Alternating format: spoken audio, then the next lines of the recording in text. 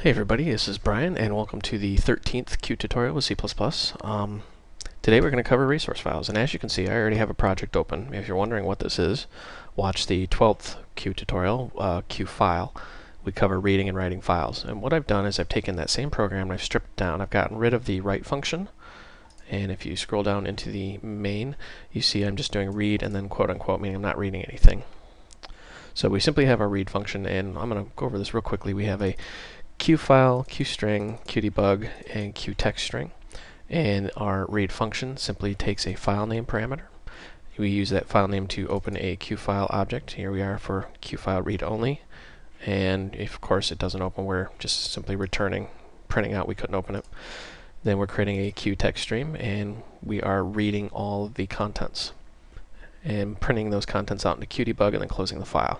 So let's get on to the meat of this tutorial. Right-click in your project somewhere and go Add New. Select Qt and select Resource File. Now, what is a resource file? Well, first thing, let's just create one. We'll call it My Resources, and hit Next, Finish.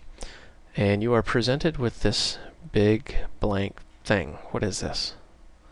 Well, this is your resource file. What is a resource file?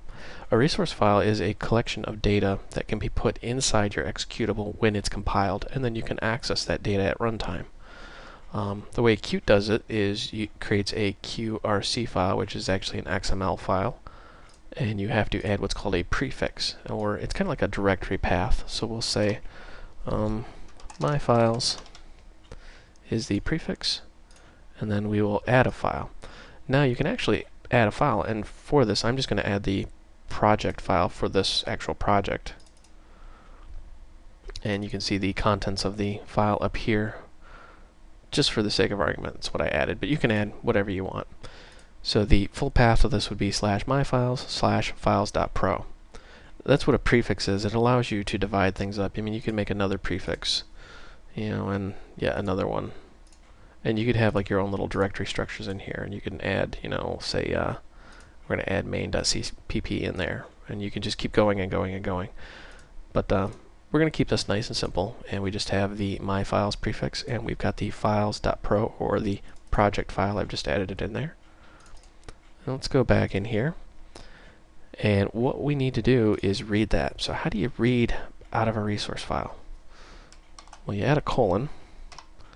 You say my files/files.pro.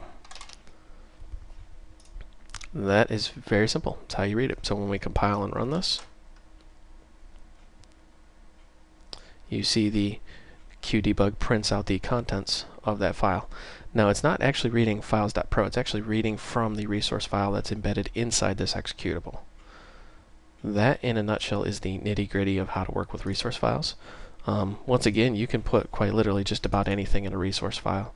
And for later on in the tutorial, we will get into translating your applications, and something I haven't covered yet is how and why you would do that. And a lot of times you'll actually put lists of strings in resource files, or you use the Qt translation tools, which we'll cover in later tutorials.